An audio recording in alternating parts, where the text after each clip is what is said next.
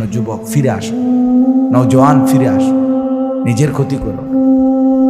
আমি প্রত্যেক দিন বলি ভাইয়া, তুমি মরে গেলে হ্যাঁ পৃথিবীর কিচ্ছু আসবে, এই বন্ধুরা ধোকা ধোকা। একটা ফোলা ফাইন তুমি মরলে খানা বন্ধ করতে হবে, কসম খোদার। তুমি লেখা নাও, তোমার একটা ফ্রেন্ড এক লগে যদি বইয়ে বইয়ে বিড়ি খায়, তোমার লগে গাঞ্জা খায়, ফুটটা খায়, বাবা খায়, মদখোর গাঁজাখোর, একসাথে বইয়া উলঙ্গ ছবি দেখো, ওই জানোয়ারে জিজ্ঞেস করো বলে আমি মরলে আমার ঠ্যাংটা ভাঙলে তুই একবেলা খানা বন্ধ রাখবি। কথা বুঝেন নাই? ধোকা ধোকা, এগুলো ধোকা। আর কেউ থামবে না। আরে আপন বাপ মরলে যেই সন্তানরা দিনের বেলা দাফন কাফন করছে, তারা কি সেই সন্তানরা, আপন সন্তানরা রাতের বেলা ভাত খায় না? কথা বলেন না কেন? পাশের ঘর থেকে খানা রান্দাইয়ে আরো বেশি খায়, আরো একটু গোস্ত লাও, যেই কান্দাটা তুমি কাঁদছো আজগা। কি ভাইয়া? তাইলে তাহলে আপন বাপ, তারপরেও তো সন্তান খানা খাইতেছে, তোমার লেগে কাঁদবে কি? এর জন্য পৃথিবী আমাদের কারো জন্য থামবে না ভাইয়া, থামবে না। সামনের গাড়ি অ্যাক্সিডেন্ট করে, পেছনের গাড়ি অপেক্ষা করে না, পাশ কাইটা কাইটা চলে যায়। জ্যাম বাজ্যা গেলে আরো শিক্ষার শুরু করে, আরে লোক মরে গেছে, আরে মরলে মরুক বেটা, রাস্তা ক্লিয়ার করতে কম। ঠিক কিনা বলেন না কেন? ধরে বেটা বেটা কেডা মরছে না মরছে বেটা, এর লেগে বুঝি মানুষের রাস্তা আটকায় রেখে, মানে এই যুক্তি দেখা। তাহলে কেডা মরছে না মরছে মানে তোর মতো এক মানুষ মরছে। ঠিক কিনা বলেন না?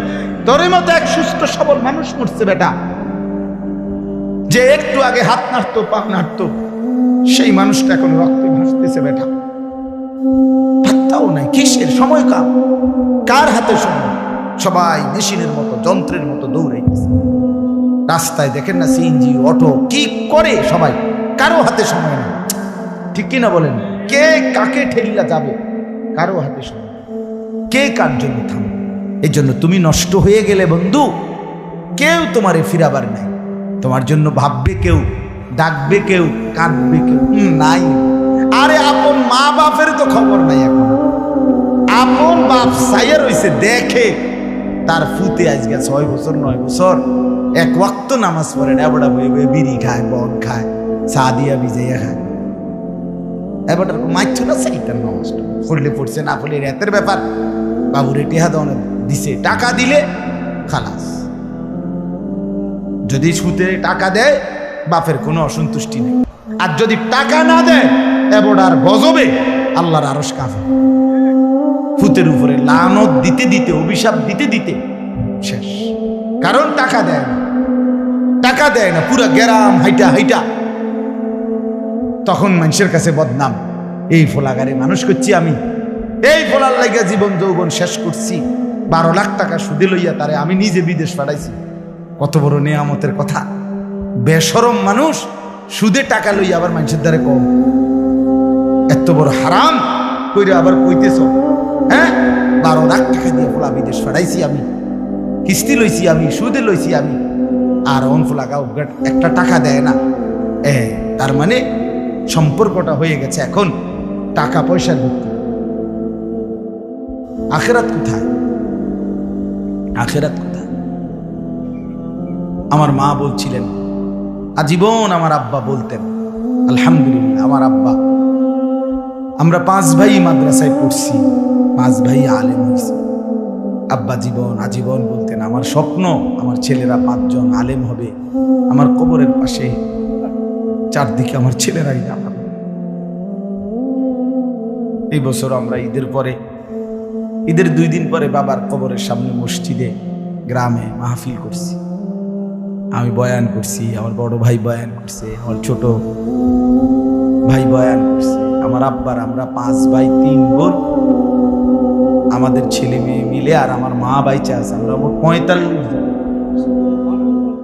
আমার বাবার মা সহ, মা ছাড়া 44 জন, মা একজন 45, একের গুণা 45, আলহামদুলিল্লাহ। একেবারে 45 জনের ছোট বাচ্চাটাও, একবারে 2.5 বছরের বাচ্চাটাও আলহামদুলিল্লাহ আল্লাহর নাম বলতে পারে। বছরের মেয়েটাও ওই মজলিসে গেছে, আমাদের সবচেয়ে ছোট, সেও মাথায় হিজাব ছিল, আল্লাহর নাম রাখছে। দাদা ভাইয়ার কবরে দাঁড়াইছে, নানার কবরে দাঁড়াইছে। এই জন্য বললাম বাপ, মা বাপদেরকে অনুরোধ করি সন্তানের প্রতি কদর করে, সবাই মিলে ফিকির করে, দেখেন আয়াত তর্জমাটা শুনে, তাইলেই কথা শেষ। আল্লাহ তাআলা বলেন 25 নম্বর পারা কোরআনুল কারীমের 43 নম্বর সূরা, সূরাটার এই সূরার 7টা আয়াত, ব্যাখ্যা লাগবে না, শুধু তর্জমা শুনে তাইলেই বুঝবেন। আল্লাহ বলেন 74 নম্বর আয়াত থেকে পড়ছি, ইন্নাল মুজরিমিনা ফি আযাবি জাহান্নামা খালিদুন। আল্লাহ তাআলা বলে নিশ্চয়ই পাপীরা জাহান্নামের আযাবে চিরস্থায়ী থাকবে। ইন্নাল মুজরিমিনা ফি আযাবি জাহান্নামা খালিদুন, নিশ্চয়ই পাপীরা জাহান্নামের আযাবে চিরস্থায়ী থাকবে। কতদিন? কতদিন? এবার আল্লাহ আবার ব্যাখ্যা করে বলে, বান্দা বুঝেছো? লা ইউফাত্তারু আনহুম, 1 সেকেন্ডের জন্য বিরতি দেওয়া হবে না। জাহান্নামী চিৎকার করে বলবে, মাওলা আমারে মৃত্যু দিয়ে দেন। আল্লাহ বলবে না। জাহান্নামী বলবে, আল্লাহ একটু সময়ের বিরতি দেন, 10টা মিনিটের বিরতি দেন মাওলা। 24 ঘন্টার আগুন, আমারে 10টা মিনিট একটু আলগা থাকতে দেন, আমি যে আর পারছি না মাওলা, এতটা ভীষণ আযাব আমি যে আর সইতে পারছি না মাওলা, আর পারছি না, আর পারছি না। লা ইউফাত্তারু আনহুম, আল্লাহ বলে 1 সেকেন্ডের জন্য জাহান্নামের আযাব, আগুন বিরতি দেয়া হবে না। ফাতরা মানে কি নাই বিরতি। আহুম ফীহি মুবলিসুন, এরপরে আল্লাহ বলেন জাহান্নামী এই দীর্ঘ 24 ঘন্টা অনন্তকাল আযাবের মধ্যে থাকবে। কেমনে থাকবে? মুবলিসুন, বিষণ্ণ হয়ে, উদাস মনে। কোনোদিন চেহারায় 1 সেকেন্ডের জন্য হাসি ফুটবে না, কোনোদিন আর সুখের নাগাল পাবে না। আজ তো বন্ধু রাত কেটে ভোর হয়, ভোর গিয়ে রাত হয়, অন্ধকার আলো হয়, আলো অন্ধকার হয়। যে হাসে সে কাঁদেও, যে কাঁদে আবার সে হাসেও, ঠিক না?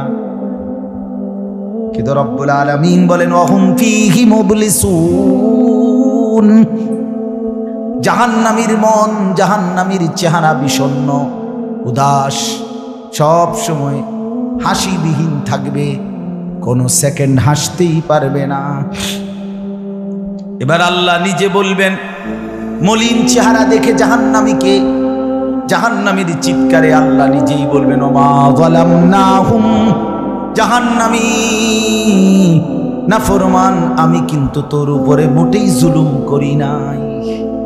আমি রাতও দিয়েছি বান্দা, দিন দিয়েছি, আমি সুযোগ দিয়েছি, সময় দিয়েছি। 8টা বাজে এশার আজান হয়েছে, এখন বাজতেছে রাতের 11:30। তাইলে আমি কিন্তু হায়াত 3.5 ঘন্টা তো দিয়েছি। আর 4 এশার নামাজ পড়তে তো 3.5 ঘন্টা সময় লাগে না? লাগে। আমি তো ফজরের ওয়াক্ত আসার পরে ওয়াক্ত শেষ হওয়া পর্যন্ত প্রায় 1.5 ঘন্টা সময় দিছি। 4 রাকাত নামাজ পড়তে তো 1.5 ঘন্টা লাগে না। আমি তো জোহরের আজান হওয়ার পরে জোহরের ওয়াক্ত প্রায় 2.5 ঘন্টা, 2 ঘন্টা তো দিয়েছি। জোহরের নামাজ পড়তে তো বান্দা 2.5 ঘন্টা লাগতো না? হ্যাঁ। আসরের নামাজ 4 রাকাত নামাজ পড়তে তো 1.5 ঘন্টা লাগে না? তাহলে বলো না বান্দা আমি কি কোনো জুলুম করেছি কিনা বলো?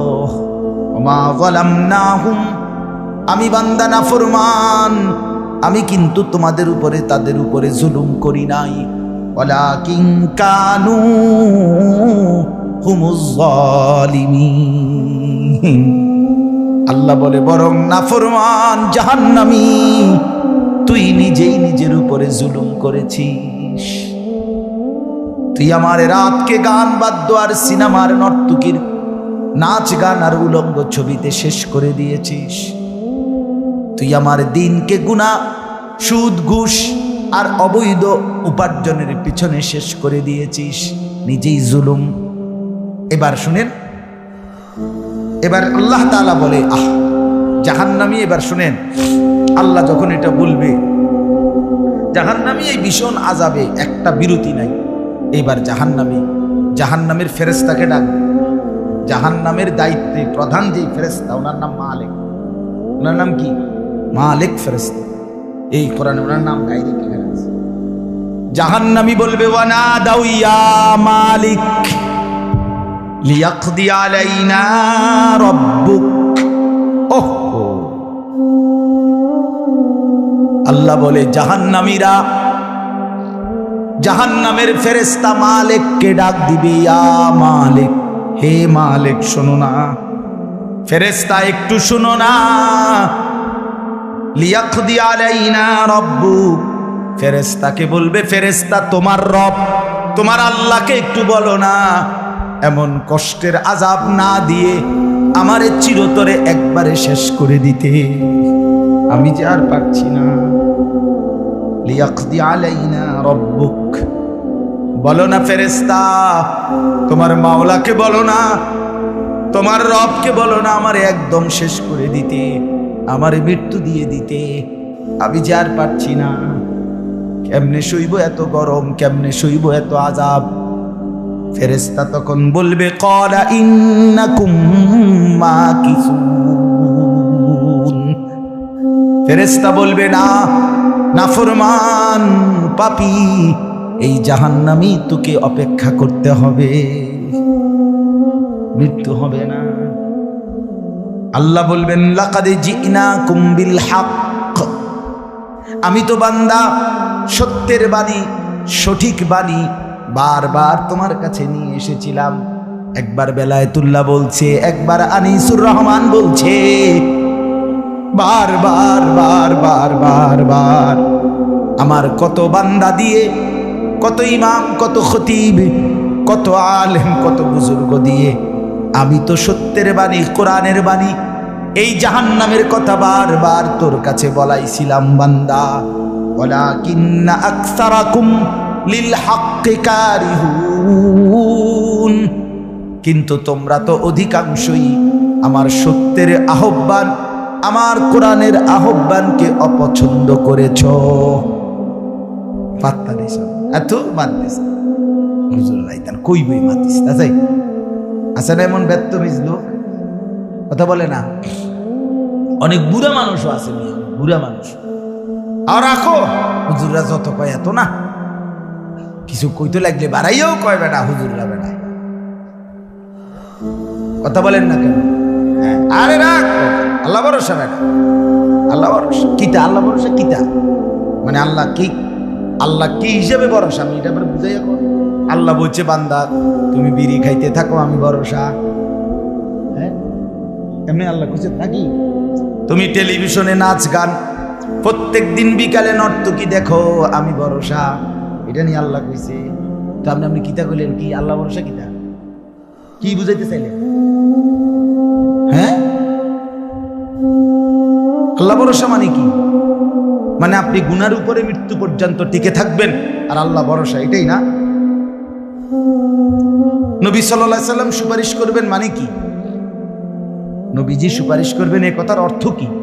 এই কথার অর্থ এই যে উম্মত, তুমি বিড়ি, সিগারেট, মদ, জুয়া, চুরি, ডাকাতি, জিনা, ব্যভিচার, নাচ গান, সুদ, ঘুষ, তোমার যে দুর্শল্যে কুলায় মৃত্যু পর্যন্ত, শেষ মুহূর্ত পর্যন্ত তুমি করতে থাকো, আমি সুপারিশ করে করে তোমার বেহেশতে দেব, এই তো অর্থ না? তো কি তা আপনি বলেন আমারে কি আসলে কি? আরে মুসলমান খুব বেশি খামখেয়ালি, খুব বেশি, খুব বেশি খামখেয়ালি। এবার দেখেন একটা শক্ত কথা আল্লাহ বলছে, আম আবরামু আমরান ফাইন্না মুবরিমুন। আল্লাহ বলে জালেমরা, পাপীরা তোরা আমার আযাব থেকে বাঁচবার কোনো ব্যবস্থা করেছো কিনা তোমরা ঠিক করো। ফাইন্না মুবরিমুন, আমি তোমাগরে কেমনে ধরবো, শাস্তি দেব কি কি, এগুলো আমি আল্লাহ আমারগুলো ঠিক করে ফেলেছি। যে আবরামু আমরান, তারা কি কোনো ব্যবস্থা করেছে কিনা জিজ্ঞেস করেন। ফাইন্না মুবরিমুন, আমার ব্যবস্থা আমি করে নেব।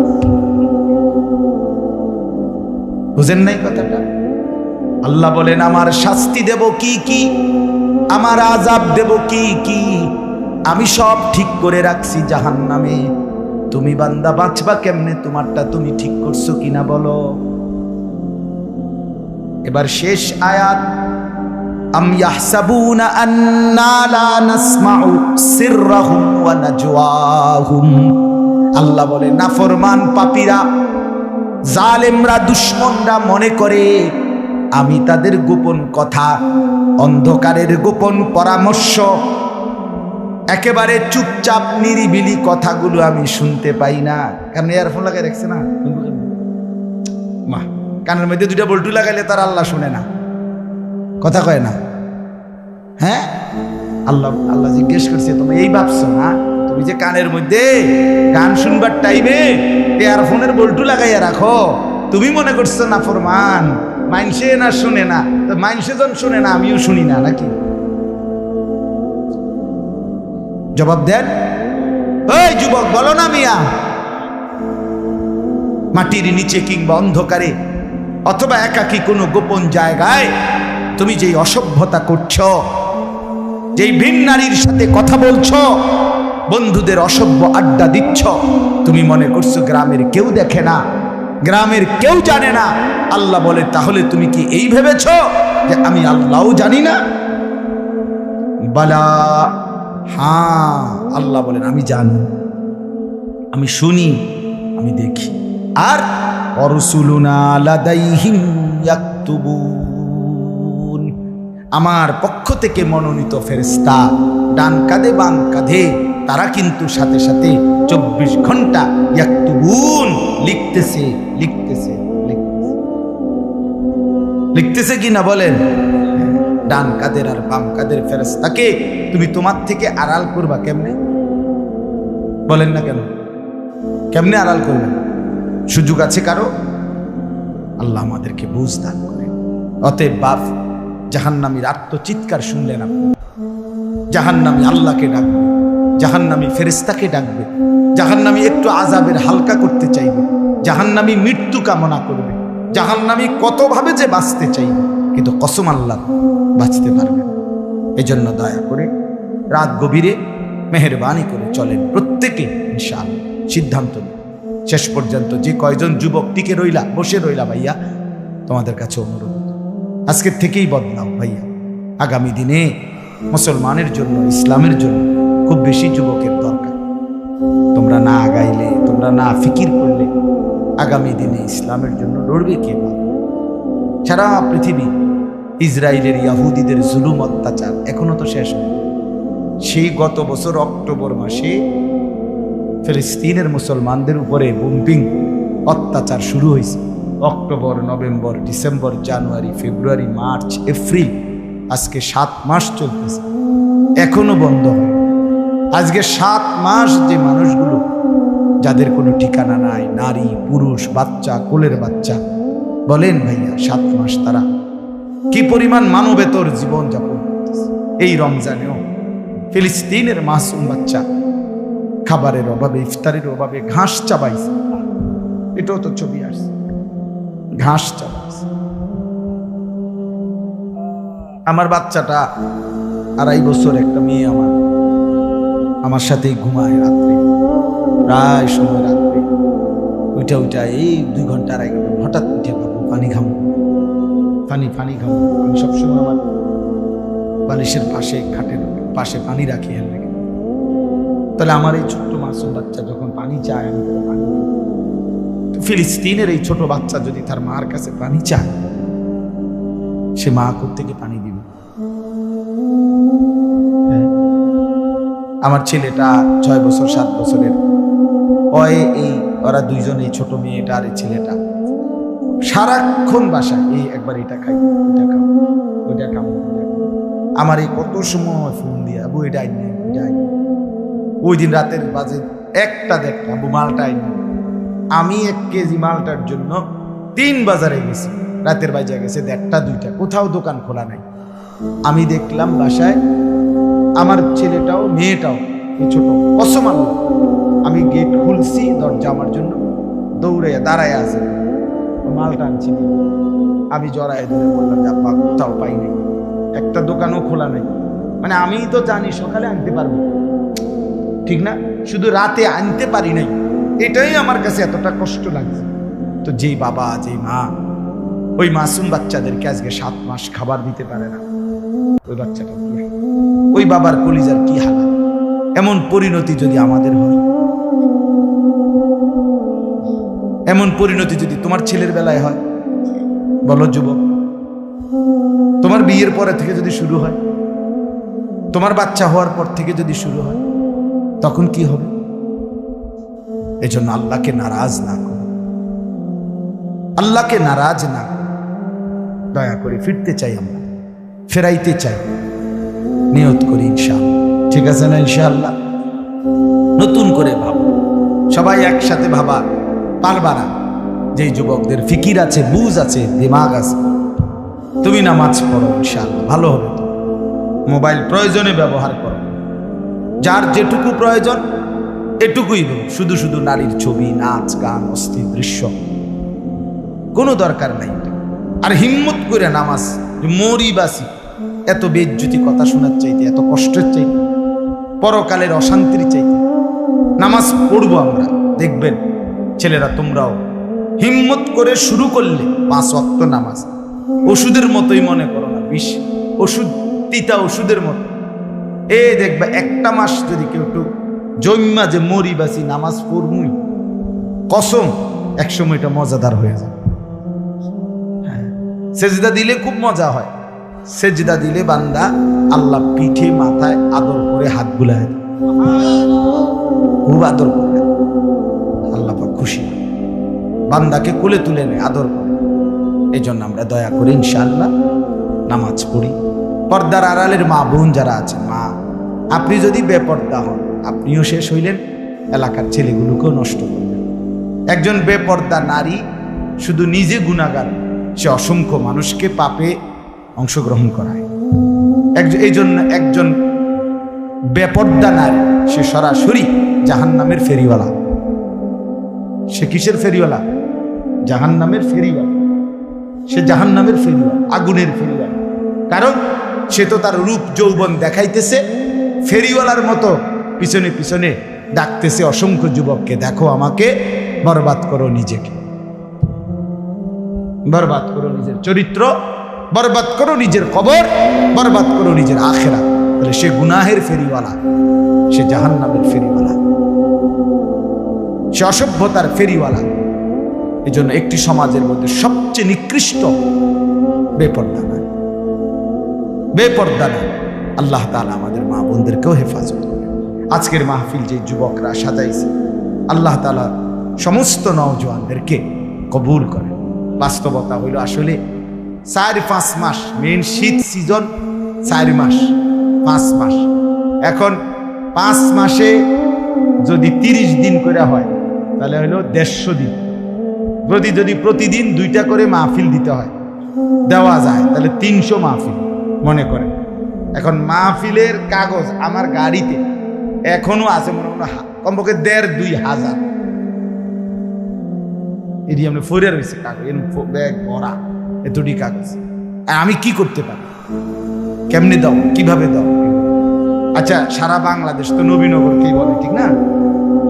বাংলাদেশ মানে তো নবীনগর বলেন।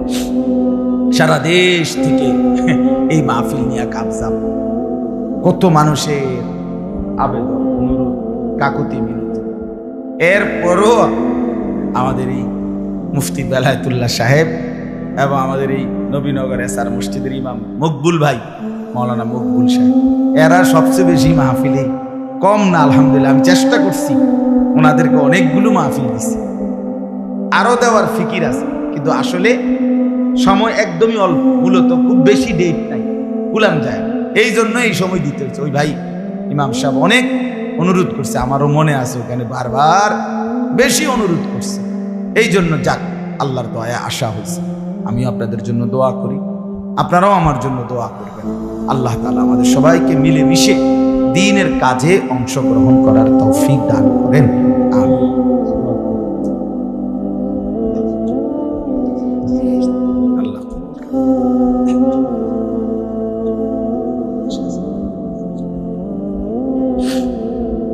অনেক কষ্ট করে প্রবাসী যে বিদেশি ছেলেরা, আমি নিজ চোখে দেখি। এইবারও আমি উমরায় গেছি, যে রমজানে, এই রমজানে আমি প্রবাসী ভাইদের রুমে রুমে গেছি, বয়ান করছি। এই 12 জন, 14 জন, 16 জন, 20 জনের রুম, হালাকা।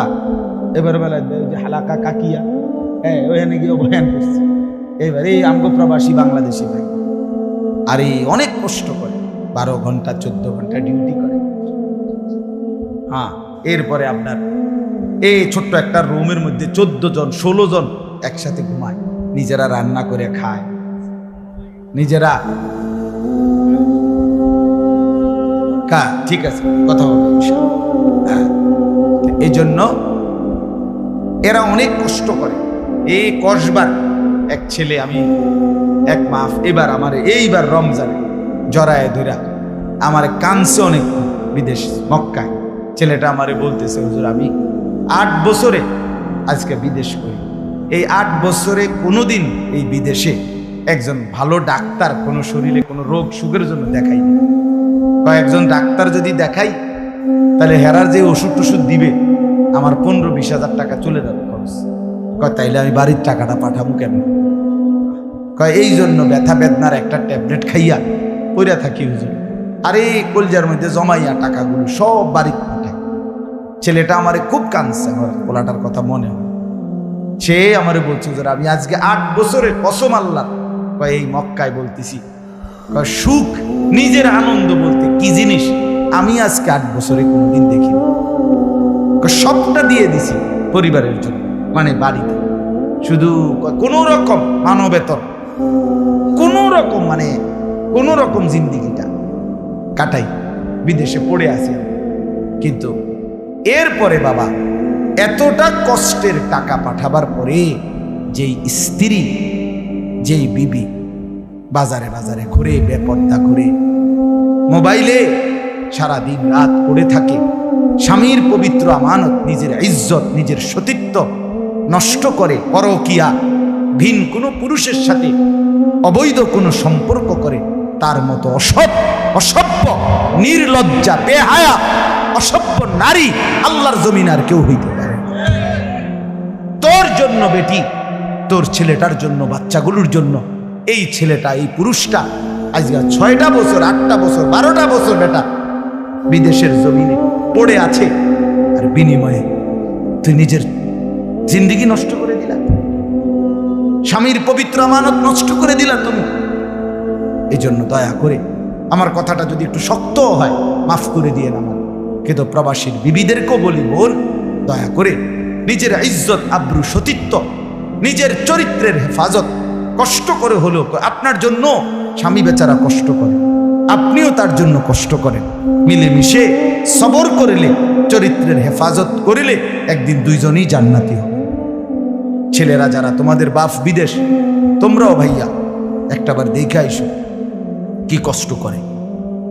এই জন্য দয়া করে কষ্টের এই রক্ত পানি করা টাকা শুধু শুধু মোবাইল টিপ্পা, উলঙ্গ ছবি দেখা, নর্তকীর নাচ গান দেখে ভাইয়া নষ্ট করো। এত বড় জুলুম বাপের উপরে কইরো না, আল্লাহ সইবেন। এত বড় জুলুম কইরো, একদিন তুমি কষ্ট পাই, একদিন তোমার উপরে এই মুসিবত আসবে। আল্লাহ আমাদের ছেলেদেরকেও হেফাজত করেন।